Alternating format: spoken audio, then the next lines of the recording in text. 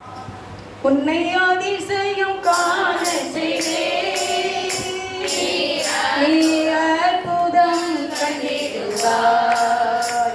உன்னை அதிசயம் காண செய்தேன், நீ அற்புதம் கண்டிடுவாய் என்று வாக்களித்தார் தேவன், என்று நிறைவேற்ற வந்து விட்டார்.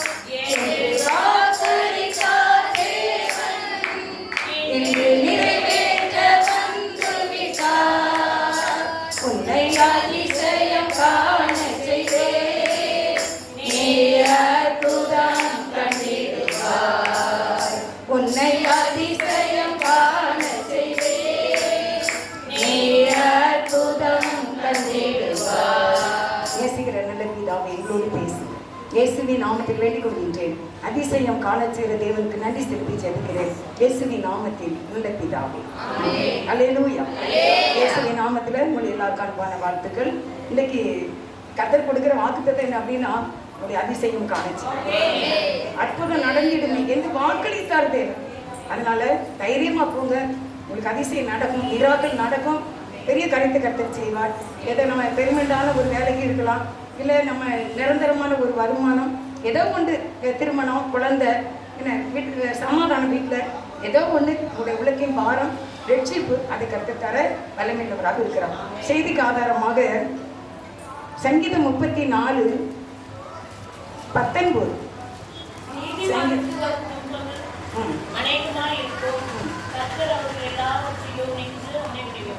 நீதிமானுக்கு வரும் துன்பங்கள் அநேகமாய் இருக்கும், கர்த்தர் அவைகள் எல்லாவற்றிலும் சொல்லுங்க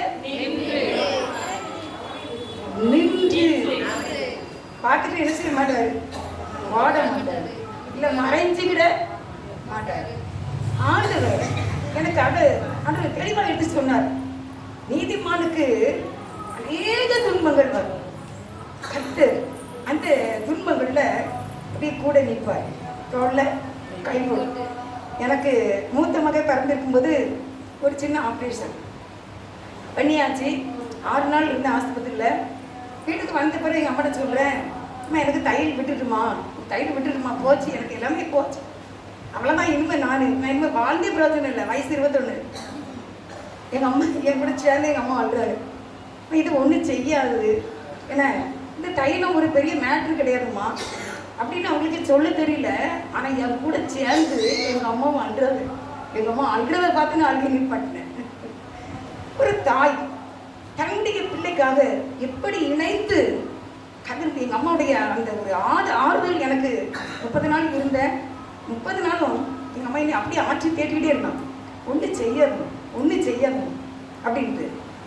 இன்றைக்கு ஆண்டவர் நம்மள சொல்கிறாரு, நீ நீதிமான் தான், நீ நீதிமான் தான், உனக்கு வந்த துன்பங்கள் அநேகம் தான், ஆனாலும் அவை எல்லாவற்றிலும் கர்த்தர் நின்று கொண்டிருக்கிறது. இதுக்கு நாம் நன்றி சொல்ல வேண்டும். நாங்கள் நல்லா இதை நாங்கள் பாதுகாப்பாக இருக்கோம், எங்கேயோ என்னெல்லாமோ நடக்குது, ஆனால் அதை நினச்சி நீங்கள் சோர்ந்து போகாதீங்க, எங்களை நல்லா வச்சுருக்கீங்க. இது ஒரு சேனல் அப்படின்னா நான் சொல்ல மாட்டேன், நம்ம விசேஷித்தவர்கள் ஆண்டவருடைய பார்வையில் நம்ம விளையாட சீட்டிலிருந்து எடுத்ததை நினைத்து நீங்கள் அதிகமாக நன்றி சொல்லக்கூடியவர்களாக இருப்பீர்கள். ஒருவேளை ஆண்டவருக்கு உங்கள் இருதயம் ரொம்ப பிடிச்சிருக்குமா இருக்கும். சில பேர் பார்த்தீங்கன்னா ஒரு மாதிரி அப்படின்ட்டுமா இருப்பாங்க, ஆனால் நல்லா இருப்பாங்க. ஏன்னா அவங்க இருதயத்தில் தேவனுக்கு பிடிச்ச ஏதோ ஒன்று இருக்கும் அப்படின்னு நினைப்பேன் நான். ஆனால் இன்றைக்கு ஆண்டவர் சொல்கிறார், நீங்கள் நீதிமான் தான், ஏன் அப்படி கஷ்டம் எப்படி இருக்கும்னு நீங்கள் நினச்சிட்டு இருக்கீங்க. ஆண்டவர் சொல்கிறாரு, அது எல்லாவற்றிலும் நின்று நான் உன்னை என்ன செய்வேன், விடுவிப்பேன் அப்படின்னு ஆண்டவர் சொல்கிறார். ஒரு அல்லேலூயா சொல்லுங்க. உங்களோடு நிற்கிறார். எந்த உபத்திரவமாக இருக்கட்டும், எந்த நெருக்கமாக இருக்கட்டும், விடுவிக்கிற ஆண்டவர், விடுவிக்கிறவர், அவர் நம்மை விடுவிக்க முடியும். இம்மட்டும் விடுவித்தார், இன்னைக்கு விடுவிப்பார், விடுவிப்பார். ஒரு சின்ன பையன் ஒரு பாட்டு படித்தான். அந்த வீட்டில் அன்றைக்கி நான் குடும்ப விஷயத்தில் இருந்தேன். அவன் இந்த பாட்டு படிக்கும்போது இல்லை ஒரு பாட்டு நன்றி நன்றி இல்லை இப்போ மறந்துட்டு அந்த பாட்டை ரொம்ப ஒரு அழுத்தமாக அது படித்தேன், எனக்கு ரொம்ப டச்சிங்காக இருந்துச்சு. இப்போ மறந்துச்சு. சரி, நொறுங்குண்ட இருதயம் உள்ளவர்களுக்கு கர்த்தர் சமீபமாக இருந்து, அடுத்த வசனம், அவர்களுடைய எலும்புகளை எல்லாம் காப்பாற்றி காப்பாற்றுகிறார். அவைகள் கொண்டு முறிக்கப்படுவதில்லை. அப்ப நீதிமானுடைய எலும்புகள், சதைகள், நாடுகள், நரம்புகள் எல்லாம் கண்டிப்பா காப்பாற்றப்படும். பயப்படாது. பிள்ளைகளை குறித்து யாரை குறித்தும் சரி, நம்ம அச்சு சரியா இருக்கு. நம்ம அச்சு இப்படி பூமி தனித்தனி சுட்டுக்கொண்டு சூரியன் நிற்கிற 23.5 டிகிரியில அது நின்று கொண்டே இருக்குது போல தேவனை நினைச்சு நம்மளை சுற்றி நின்று கொண்டே இருக்கு, பார்த்து கொண்டே இருக்கிறார். நம்ம ஜெபத்தை அவர் கேட்டுக்கொண்டே இருக்கிறார். இந்த புலம்பலை கேட்கிற ஒரு ஆண்டவர். அடுத்து நீங்க சங்கீதம் 11:5. சங்கீதம் 11:5. கர்த்தர் நீதிமானை சோதித்தருகிறார், துன்மார்க்கனையும் கொடுமையில் பிரியமுள்ளவனையும் அவருடைய உள்ளம் வெறுக்கிறது. நீதிமானை கர்த்தர் சோதித்தருகிறார், டெஸ்ட் பண்ணி பார்த்தார். சரி, நம்ம சாரி எடுத்துட்டு வரோம், கடையிலையும் நல்லா தான் பார்த்துருப்போம், வீட்லேயும் வந்து என்ன செய்வோம் பார்ப்போம். திருப்பி முந்தி எங்கே இருக்கு, ஏதாவது தாறுமாறாக இருந்தால் திருப்பி மாற்றணும்னு நினைப்போம். பிரித்து பார்ப்பீங்களா? அப்படியே கொண்டு டெய்லர்கிட்ட கொடுத்துருவீங்களா? கொடுக்க மாட்டோம்ல. கொஞ்சம் சரி, இது எல்லாம் சரியா இருக்கா, டேமேஜ் இது இருக்கா, அப்படின்னு நம்ம கொஞ்சம் பார்ப்போம், சோதித்து பார்க்குறது. அப்படித்தான் தேவனும் நீதிமானாகிய நம்மை கொஞ்சம் டெஸ்ட் பண்ணி பார்ப்பார். சுகர் இருக்கான்னு ஊசியை வச்சு குத்துனா தான் தெரியும், குத்தி பிளட்டு எடுத்தால் தான் தெரியும். அதுக்காக ஊசியை குத்தும் போது எனக்கு வலிக்கும், பிளட்டு டெஸ்ட் பண்ணதான் சொல்ல முடியாது. அவனுக்கு சுகர் இருக்கா இல்லையான்னு குத்தி பார்த்தா தான் தெரியும். அப்படி நம்மகிட்ட பொறுமை, அன்பு, தாழ்மை, சகிக்கக்கூடியது இருக்கான்னா குத்தி தான் பார்ப்பாரு, கொஞ்சம் டெஸ்ட் பண்ணி தான் பார்ப்பாரு. அதுக்கு அதான் சில பேர் இப்படி கொடுக்கும்போது கண்ணை மூடிக்கிடுவாங்க, வேற பக்கம் திருப்பிக்கிடுவாங்க. தைரியமா யாரு பார்க்க மாட்டோம். நீ பாப்பியா அடியா? அதே மாதிரி கர்த்தர் நம்மையும் அப்படியே சோதித்து பார்ப்பார். சரி, இந்த பிள்ளை இந்த விஷயத்தில் எப்படி இருக்கு, பொறுமையா இருக்கா, நான் என்ன, என் கோத்திரம் என்ன, என் குடும்பம் என்ன, அவள் என் கால் தூசி போயிடுவாளா, இவன் என் கால் தூசி போயிடுவாளா அப்படிலாம் சொல்லு. இவங்க அழகா இருக்க மாட்டாங்க, ஆனால் அவங்க சொல்லுவாங்க அவள் என் கால் தூசி போயிடுவாளா. நல்லா பார்த்தா இவங்கள விட அவங்க தான் அழகா இருப்பாங்க. ஏன்னா நம்ம டெஸ்ட்டில் என்ன வருது, மிஸ்டேக் வந்துடும். அப்படிலாம் இருக்கக்கூடாது. ஒரு சோதித்து பார்க்கிறார். நீதிமானா இருந்தாலும் சோதித்து பார்த்து என்ன செய்வாராம், அவைகள் எல்லாவற்றையும் நின்றும். ஆனால் அவர் கொடுமையில் பிரியமுள்ளவரே அவருடைய உள்ளம் வெறுக்கிறது. அப்போ நம்ம வெறுக்கக்கூடிய கேட்டகரிக்கு போயிடக்கூடாது. அப்படியே சகிக்கு. எனக்கு ஆண்டவர் ஒன்று கற்றுக் கொடுத்தாரு. புது கைக்குட்டையை என் பையன் வந்து 5 கைக்குட்டை வாங்கிட்டு இருவான் புதுசாக கடையில் இருந்து. ஏம்மா இந்த 5ஐயும் வெறும் தண்ணியில் என்ன செய்ய நான் நினச்சி அலசி போட்டு காய போட்டேன். அப்போ நான் வேடிக்கை என்ன செய்வேன், ஒன்றை குறித்து அப்படியே போடுறேன். அது அப்படியே கொஞ்சம் கொஞ்சமாக இருந்து அப்படியே ஆழ்ந்து போயிடும். அப்புறம் அடுத்தது அது அப்படியே இப்படி போகும். அப்போ ஒரு நாள் இப்படி போட்டுட்டு இருக்கும்போது எஸ்எப்பா சொன்னாங்க, இதே மாதிரி தான் இப்போ இந்த கைக்குட்டையை நீ எடு, அது முதல்ல எப்படி இருக்கும், படபடன்னு இருக்கும். அதை உள்ள மட்டும் எடுத்த பிறகு சாப்பிட்டாயிடும். அந்த வச்சு நம்ம முகத்தை அந்த ஈர துணியோட தொடச்சா எப்படி இருக்கும், ஊழா இருக்கும். அதே மாதிரி படபடன்னு இருக்காத, ஊழா இருக்கு அப்படின்னு சொல்லி கொடுத்தாங்க. அருமையானவர்களே, நம்முடைய எல்லா நீதிமன்றங்களாக இருக்கிற உங்களுடைய வாழ்க்கையில் கூட கர்த்தர் சோதி தருவார். ஆண்டவரே, இந்த கர்த்தரை தாழ்த்துறேன், இந்த உள்ளம் வெறுக்கிற இல்லையா, நான் இருக்கவே கூடாது ஆண்டவரே, எப்படினாலும் உங்களுடைய உள்ள என்னை வெறுத்துடக்கூடாதுப்பா, ஒரு பிரியமான பிள்ளையா இருக்கணும், என்னை எப்படி நடத்துவீங்களோ நடத்துக்கப்பா. என்னப்பா செய்யணும்னா சொல்லுங்கப்பா, செஞ்சுடுறேன். எசப்பா எசப்பா என்னப்பா செய்யணும்னா சொல்லுங்கப்பா, செஞ்சுடுறேன். உங்க ஆசைதான் எனக்கு ஆசை, உங்க எண்ணம்தான் எனது எண்ணமையா, உங்க எண்ணம்தான் எனது எண்ணமையா. அப்படி பேரும் ஆண்டவரே. சரியாம்மா? அடுத்த வசனம் சங்கீதம் 64:10. சங்கீதம் 64:10.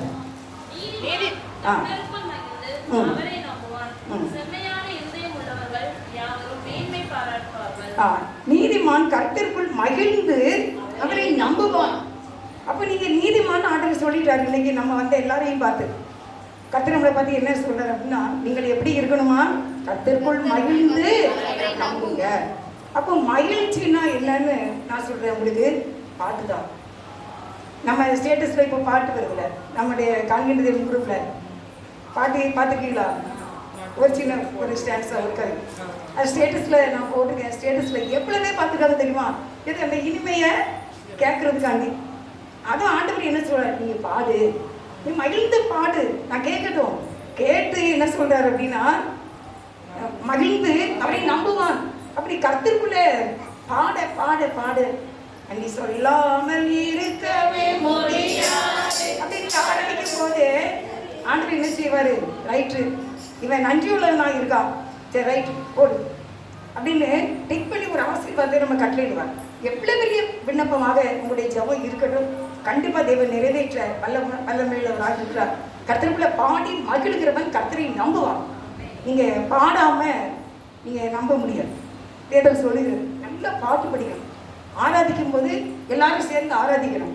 பாட்டு படிக்கும் போது எல்லாரோட சேர்ந்து பாட்டு படிக்கணும். வேதம் வாசிக்கும் போது எல்லாரும் சேர்ந்து வேதம் வாசிக்கணும். ஜெபிக்கும் போது எல்லாரோட சேர்ந்து ஜெபிக்கணும். ஆலயத்தில் மெசேஜ் கொடுக்கும்போது நீங்கள் ஜெபம் பண்ணிட்டு இருக்கக்கூடாது. நீங்கள் மெசேஜே கேட்கணும். உங்களுக்கு என்ன வார்த்தை கடந்து வருது அப்படிங்கிறத கவனமாக கேட்க வேண்டும். ஐயா பாஸ்டர் நீங்கள் எங்கே போகிறீங்களோ ஜெபிக்கும் போது நம்ம ஜெபத்தில், ஏன்னா இருவர் ஒருமனப்பட்டு ஜெபிக்கும் போது அந்த ஜெபம் கேட்கணும். அப்போ நீதிமான் பாடி மகிழ்ந்து கர்த்தரை நம்புவான். இன்னையிலிருந்து போய் என்ன செய்ய போறீங்க? பாட்டை நல்லா படிக்க போறீங்க. நீங்க நம்ப போறீங்க. கர்த்தர் உங்களை என்ன செய்வார்? கண்டிப்பா மேன்மை பாராட்டுவார்கள். மேன்மை பாராட்டக்கூடிய அளவுக்கு கர்த்தர் உங்களுக்கு அதிசயங்களை செய்வார். சங்கீதம் 97:11. சங்கீதம் 97.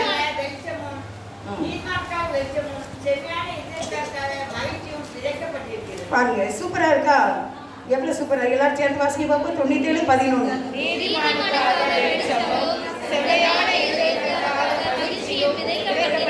ஆமாம்மா, உங்களுக்கு ஒரு மகிழ்ச்சியும் ஒரு என்னதான் வெளிச்சமும் செம்மையான இருதயத்திற்காக மகிழ்ச்சியும் விதைக்கப்பட்டு இருக்கிறது. விதைச்சா கண்டிப்பா என்ன செய்யும்? நம்ம பிள்ளைகள் ப்ராஜெக்ட்டுக்கு இந்த செடி வளர்த்து கேட்பாங்க. அப்போ நம்ம 5-6 வெந்தயம் இல்லை கடுகு அள்ளி ஒரு கிண்ணத்தில் போட்டு தண்ணி ஊற்றி மண்ணுக்குள்ள வச்சாச்சுன்னா ஒரு 4 நாளுக்குள்ள என்ன செய்யும்? முளைச்சி வெளியே வந்துடும். அதே சிலது நமக்கு இன்னும் கவனிக்கலன்னா உடனே மேலே பயிர் கட்டிடும். அதே போல இன்றைக்கு தேவனுடைய பிள்ளைகளாகி வந்திருக்கிற உங்களுக்கு மகிழ்ச்சி விதைக்கப்பட்டு இருக்கிறது. ஏற்ற நேரத்தில் அறுவடை செய்வீர்கள். எப்படி என்னெல்லாம் விதைக்கப்பட்டிருக்கான்? நீதிமானுக்காக வெளிச்சமும் செவ்வையான விதைத்தாருக்காக உங்களுக்கு விதைக்கப்படும். சீக்கிரமா அது முளைச்சி ஒரு பெரிய பலனை கொடுக்கும். இதே இடத்துல நீங்கள் சாட்சி சொல்வீர்கள். கண்டிப்பா உங்கள் பிள்ளைகள் வாழ்க்கையில, குடும்பங்களில நிச்சயமாக தேவன் அற்புதங்களை செய்வார். வேதம் சொல்லுகிறது நிறைவேற்றுவார். அடுத்து நீதிமொழிகள் 12:21. நீதிமொழிகள் 12:21.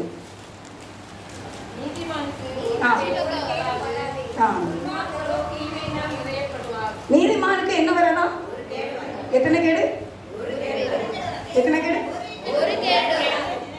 ஸ்ட்ராங்கா நிக்கணும். வசனத்தை பிடிச்சிட்டு ஆண்டோட எப்படி நிக்கணும்? நான் நீதிமான் உங்களுடைய கிருபையினால. இப்ப நம்ம பாவத்தை மன்னிச்சுடுங்கன்னு கேட்டுட்டோம். உடனே யார் தான் நீங்க? நீதிமான். நமக்கு ஒரு கேட்க அல்லேலூயா சொல்லிடணும். ஆண்டோட இயேசுப்பா வாங்க, நீங்க தான் சொல்லியிருக்கீங்க, வேதத்தையும் முக்கியப்படுத்திருக்கீங்க. நானா பயப்படுறேன், கவலைப்படுறேன், கனவுலையே புலம்புறேன், கனவா காண்கிறேன், என்னென்னமோ கனவா காண்கிறேன். ஆனாலும் எல்லாவற்றையும் விட என்னுடைய அது எம்ஆர்ஐ ஸ்கேனாக இருக்கட்டும், பிளட் டெஸ்ட்டாக இருக்கட்டும், என்ன ரிசல்ட்டாக இருக்கட்டும், எந்த காரியமாக இருக்கட்டும், எல்லாத்தையும் நான் ஓரம் கட்டிடுவேன். ஒரு கோல் போட்டு நான் அடிச்சிடுறேன். எனக்கு ஒரு கேடு வரக்கூடாது. வரவும் கூடாது, வரக்கூடாது. நீங்கள் தான் அதை தடுத்து நிறுத்தணும். என்னால் முடியாது, எனக்கு உதவி செய்யுங்க. நான் நீதிமானாக என் சமூகத்திலே நிற்க விரும்புகிறேன். என்னுடைய அக்கிரமங்கள், என்னுடைய பாவங்கள் எல்லாவற்றையும் மன்னித்து எப்பவே நீ நீதிமானாகி எனக்கு ஒரு கேடு வராதபடிக்கு நீ காப்பாற்று. நிறைய நேரங்களில் சேலை விரிச்சு நான் கேட்குற நாட்கள் உண்டு. பிச்சை போடுங்க ஐயா, முந்திய விரிச்சு கேட்குற நாட்கள் உண்டு. ஒரு பையனுக்கு கணையம் திருநெல்வேலியில் அந்த கைக்கிரவுண்ட் ஆஸ்பத்திரி வச்சுருந்தாங்க. கணையம் தெரியுமில்ல உங்களுக்கு, இவ்வளோ நீளம் இருக்கும். இப்படி எப்பவும் அது நம்முடைய உணவுகளெல்லாம் அரைச்சிக்கிட்டே தான் இருக்கும். குளுக்கோஸ் ஆக்கி கொடுத்துக்கிட்டு இருக்கோம். முக்கியமான ஒரு பகுதி கணையம். அந்த கணையம் என்ன ஆகிட்டு அப்படின்னா திரியாக போயிட்டாமா. ஒரு திரி, இப்போ நம்ம ஒரு புட்டு அவிக்கும், அது அப்படியே கட்டியாக அப்படி நீளமாக வரணும்ல. அது உதிர்ந்து போயிட்டா அதிரசம் எடுத்து மாவு போடுறோம், அது அப்படியே முழு அதிரசமாக வரணும். அது உள்ளே திரிச்சு போயிட்டுனா அதே மாதிரி இந்த கணையை போயிட்டு அப்படின்னு சொல்கிறாங்கக்கா. டாக்டர் ஃபோன் பண்ணுறான். நாங்கள் எவ்வளோ அவர் தானே உண்டாக்குனாரு, அதை சேர்க்க முடியாதா? பிரித்து போயிட்டு உட்காந்து அவுட்டரா எங்கேயாவது இடம் இருக்கான்னு பாரு. சால் போட்டிருக்கால, சாலை விரி, தேவ சமூகத்தில் சொல்லு. கணவனுக்கு ஆயுசுகளை தரணும், ஆயுசை தரணும். இந்த கணவன் எப்பவுமே ஒன்று சேர வேண்டும் சொல்லி நீ கண்ணீரோடு அழுது வானத்தை பார்த்து சாலை விரிச்சு நீ ஜெபி, கர்த்தர் அற்புதம் செய்வார். இன்னைக்கு அவன் வேலைக்கு போயிட்டு வரான். டெய்லி எத்தனை 1000 சம்பாதிக்காம அந்த கணவன் ஒன்று சேர்ந்துச்சு. அல்லேலூயா டெய்லி போட்டுட்டு போகிறான். நல்ல ஒரு வருமானத்தை தேவன் நமக்கு கொடுத்திருக்கின்றார். இந்த கணிதத்தை சேர்த்துட்டாரு. புட்டு பிரிஞ்சு பிரிஞ்சு விழுந்தா, அதிரசம் பிரிஞ்சு பிரிஞ்சு விழுந்தா நம்மளால சேர்க்க முடியாது, தேவனால சேர்க்க முடியாது. நீதிமானுக்கு ஒரு கேள்வி வராது. அடுத்த வசனம் வாசிங்க. ரோமர் 1:17. ரோமர் 1:17. சீக்கிரம். விசுவாசத்தினாலே நீதிமான் பிழைப்பான் என்று எழுதியிருக்கிறபடி விசுவாசத்தினால் உண்டாகும் தேவநீதி விசுவாசத்திற்கென்று அந்த சுவிசேஷத்தினால் வெளிப்படுத்தப்படுகிறது. விசுவாசத்தினாலே நீதிமான் பிழைப்பான் என்று எழுதி இருக்கிறது. எந்த விசுவாசத்தினால்? நம்முடைய விசுவாசம் தான். சரியா? தன் விசுவாசத்தினால் நீதிமான் பிழைப்பான். மற்ற உங்களுடைய விசுவாசத்தில் நம்ம அஸ்திபாரம் இல்லை. நான் நம்புவேன், நான் நம்புவேன் இயேசுவை, நம்புவேன் இயேசுவை, எனக்காக யாவையும் செய்து என் தேவன் எனக்காக யாவையும் செய்து முடிப்பார், எனக்கு செய்வார், அவருடைய நாமத்துக்கு மகிமையாக. அப்ப இந்த வசனம் சொல்லுது, விசுவாசத்தினால் நீதிமான் பிழைப்பான். அவன் வெட்கப்பட்டு எரிசிய மாட்டான், போக மாட்டான் அப்படின்னு. விசுவாசத்தினால் நீதினாலே அற்புதங்களை செய்ய தேவன் வல்லமையுள்ளவராக இருக்கின்றார். நீதிமொழிகள் 28:1. நீதிமொழிகள் 28:1.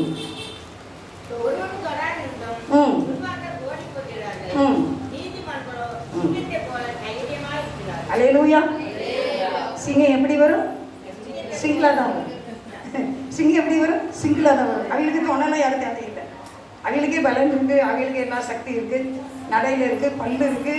என்ன எனக்கு யாரோ இங்கே ஷூ போயிட்டு வந்து யாரும் சொல்லிட்டு இருந்தாங்க, ஏமா அந்த சிங்கம் பல்ல பார்த்தாலே பயமா இருக்குது, அதான் மானெல்லாம் கிழிச்சுன்னா ஒரே கிளியா ரெண்டா கிழிச்சு குடல் வரைக்கும். அதே போலதான் நம்ம ஆண்டோடைய பிள்ளைகள் சாத்தானை காலில் மிதிக்க முடியும், பிரச்சனையை எதிர்த்து நிற்க முடியும். நான் என் தேவன் எனக்கு தந்த கிருபையினாலும் அவருடைய இரத்தத்தினாலும் பரிசுத்த ஆவியினாலும் பிதாவின் மகிமையினாலும் இயேசுவின் இரத்தத்தினாலும் ஆவியானவருடைய ஆளுகையினாலும் எனக்கு வருகிற பிரச்சனையை நான் தேவனுடைய நாமத்தினால் சங்கரிப்பேன். நான் மிதிப்பேன். எனக்கு சப்போர்ட்டுக்கு தேவையில்லை. யார்? என் தேவன் எனக்கு இருக்கிறார். எப்படி வாசித்தீங்க? ஒருவனும் தொடாது இருந்தும் துன்மார்க்கர் ஓடி போகிறார்கள், நீதிமான்களோ சிங்கத்தை போல தைரியமா இருப்பாரு. யாராவது கொலையா இருப்பீங்களா? பயப்படுவீங்களா? மனசு சோர்ந்து போவீங்களா? நான் சோர்ந்து போயிட்டேன் சொல்லவே கூடாது. சோர்ந்துல போக மாட்டீங்க. நீங்க உங்களுடைய எண்ணம் தான் அது. நீங்க சோர்ந்து போயிடலாம், அங்கே வர மாட்டீங்க. நீங்க சோர்ந்து போயிடலன்னா, நீங்க சோர்ந்து போயிட்டீங்கன்னா சர்ச்சுக்கு போயிருக்க மாட்டீங்க. நீங்க சோர்ந்து போயிட்டீங்கன்னா பைபிளை தூக்கிஇருக்கவே மாட்டீங்க. நீங்க சோர்ந்து போகல, உங்க எண்ணம் உங்க சிந்தனை தான் நீ சோர்ந்து போயிட்ட, நீ முன்னால மாதிரி இல்லை, நீ அப்படி போயிட்டே சொல்லிட்டே இருக்கும். ஆனால் போய் அத்தோட நான் கத்திரக்குள்ள எப்படி இருக்கேன்? சிங்கத்தை போல இருக்கேன். சிங்கிளா தான் வரும். ஏன்னா என் தேவன் யூதராஜ சிங்கம். நீதிமானுடைய பாதை ராஜபாதை. ராஜா வரும்போது எவனையும் எடுத்து வரமாட்டான், எந்த கொம்புன்னு வரக்கூடாது. ராஜா வரும்போது தேவனுடைய பிள்ளை நம்ம நீதிமானாக இருக்கும்போது நம்ம பாதை எப்படி இருக்கும்? ராஜபாதையா இருக்கும். எந்த முள்ளு எந்த நெருக்கல் எதுவும் நமக்கு முன்பாக இருக்காது. நீதிமானின் ஆசீர்வாதங்கள் நிறைய இருக்கு. எடுத்து பார்த்தீங்கன்னா நீதிமொழிகளை வாசித்து பாருங்க, சங்கீத வாசித்து பாருங்க, நிறைய நீதிமானை பற்றி தேவன் நமக்கு வார்த்தை கொடுத்திருக்கிறார். பாடல் ஒரு சின்ன பாடல் படிச்சு ஜெபம். நீதிமானின் சிரசின் மேல் நித்திய ஆசீர்வதிரங்குமே, கிருபை நன்மைகள் தொடருமே, கெட்டது கிடைக்குமே. நீதிமானின் சிரசின் மேல் நித்திய ஆசீர்வதிரங்குமே, கிருபை நன்மைகள் தொடருமே, கெட்டது கிடைக்குமே. கர்த்தரை நம்பியே ஜீவிப்போம், கவலை கஷ்டங்கள் தீர்ந்திடும், கைவிடா காத்திடும் பரமனின் கரங்களை நாம் பற்றிக் கொள்வோம், கைவிடா காத்திடும் பரமனின் கரங்களை நாம் பற்றிக் கொள்வோம். God bless you.